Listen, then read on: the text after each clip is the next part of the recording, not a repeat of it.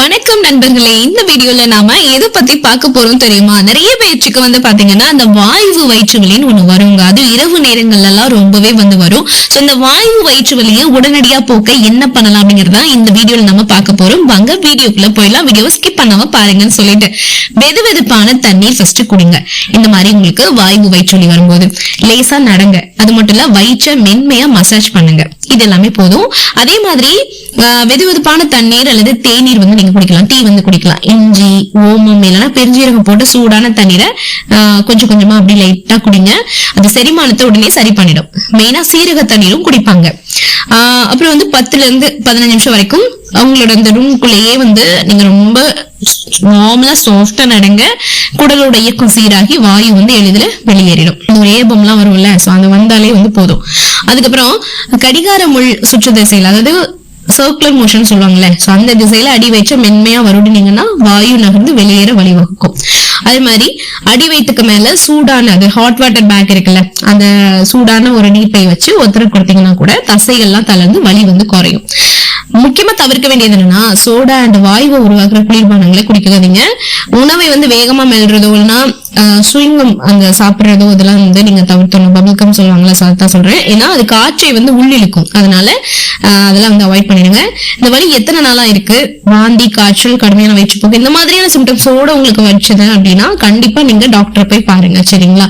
So அதே மாதிரி பாத்தீங்கன்னா, இந்த வாயு அப்படின்னா என்ன நீங்க கேட்பீங்க. அந்த வாயுவை கடத்துற செயல் அப்படின்னு பொதுவா அறியப்படுற அந்த வாயுன்னு சொல்லுவாங்க. ஒரு இயற்கையான உடல் செயல்பாடு தான், சரிங்களா?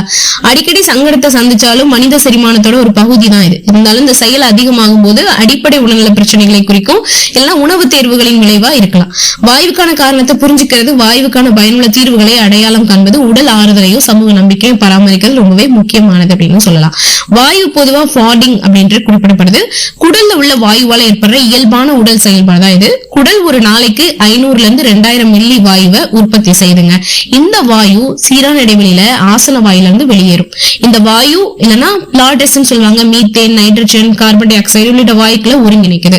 வாயுக்கான காரணங்கள், குடல் வாயுவை ஏற்படுத்தும் பல காரணிகள் என்னன்னா, இப்போ நீங்க அப்படி உணவு சாப்பிடுறீங்க, உணவு திரவத்தோட சின்ன அளவிலான காற்றை நம்ம விழுங்கிக்கிட்டு தான் இருக்கும். சின்ன குடல் அந்த ஆக்சிஜன், நைட்ரஜனை விழுங்கின காற்றுல இருந்து ரத்த ஓட்டத்துல உறிஞ்சப்படுது. அது மட்டும் இல்ல, குடல் வழியா அதிகப்படியா வெளியேற்றவும் படுது. இப்ப வயிற்று அமிலம் கணைய சுரப்புகளால நடுநிலைப்படுத்தப்பட்டிருக்கு. இதோட விளைவா ஏற்படுற தொடர் வாயு கார்பன் டை ஆக்சைடு CO2 சொல்லுவாங்க இல்லையா, கார்பன் டை ஆக்சைடு எஞ்சிய உற்பத்தியா உருவாக்குது. குடல்ல ஏராளமான பாக்டீரியாக்களும் இருக்கும். அது உணவு கூறுகளை நொதிக்க செய்யறது மூலமா செரிமானத்துக்கு உதவும். இந்த நொதித்தல் செயல்முறை வாயுவை ஒரு எஞ்சிய பொருளா ஒருங்கிணைக்குது. வாயுல சில ரத்த ஓட்டத்துல உறிஞ்சப்பட்டு நுரையீரல் வழியா வெளியேற்றப்படும். மீதமுள்ளவை குடலோட தள்ளப்படுது. மருந்தோட பக்க விளைவுகள் பார்க்கும்போது ஸ்டெராய்டல் இல்லைன்னா அலர்ஜி எதிர்ப்பு பண்புகள், மருந்துகள், மலமிளக்கிகள், பூஞ்சை காளான் மருந்துகள், ஸ்டெடின்கள், இந்த மாதிரி சில மருந்துகள் பக்க விளைவா அதிகப்படியான அல்லது துர்நாற்றம் வீசுறதுக்கு பங்களிக்குது. அதிக நாற்றத்து நிறைஞ்ச உணவு செரிமான ஆரோக்கியத்துக்கு ரொம்ப அவசியம். ஆனா அதிகப்படியான வாயுவை அது உருவாக்கும். சிறுகுடல் சில சேர்மங்களை உடைக்க முடியாது. வாயுவை உருவாக்குற குடல் பாக்டீரியாவுக்கு கூடுதலான வேலை அப்படின்னு தான் இதை சொல்ல முடியும். அதனால வாயு ஏற்படும், சரிங்களா?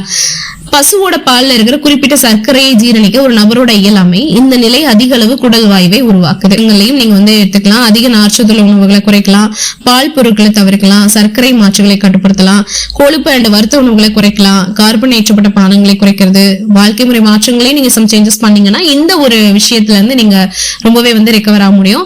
சில வாழ்க்கை முறை மாற்றங்கள் அதிகப்படியான காற்றை விழுங்குவதை தடுக்கவும், சிறந்த செரிமானத்தை ஊக்குவிக்கவும் உதவும். இதனால வாயு குறையும். மெதுவா சாப்பிடுறது, நல்லா மென்னு சாப்பிடுங்க. சாப்பிடும்போது பேசுறதை தவிர்த்துருங்க. புகைப்பிடிக்கிறத விட்டுடுங்க. சரியான பல் பொருத்தத்தை உறுதி பண்ணுங்க, பொருந்தினா ஓகேங்களா? இப்ப கடையில இருக்கிற அந்த மருந்துகள், சப்ளிமெண்ட்ஸ் இதெல்லாம் பாத்தீங்கன்னா அது நிறைய இம்மிடியேட் உங்களுக்கு அப்பப்போ நிவாரணம் கொடுக்குமே தவிர பெர்மனன்ட் நிவாரணம் அப்படிங்கிறது கிடையாது. சோ அதனால நீங்க உங்களோட ஃபுட் ரிலேட்டடா என்ன பண்ணுமோ நீங்க அதுல மெயின்டைன் பண்ணிக்கோங்க, சரிங்களா? இந்த ஒரு வீடியோ உங்களுக்கு ரொம்பவே யூஸ்ஃபுல்லா இருந்திருக்கும் அப்படி நம்பர் யூஸ்ஃபுல்லா இருந்துச்சுன்னா லைக் பண்ணுங்க, நிறைய பேருக்கு ஷேர் பண்ணுங்க. அகைன் உங்களை வேற யூஸ்ஃபுல் மீட் பண்றேன். Thank you so much. Take care all.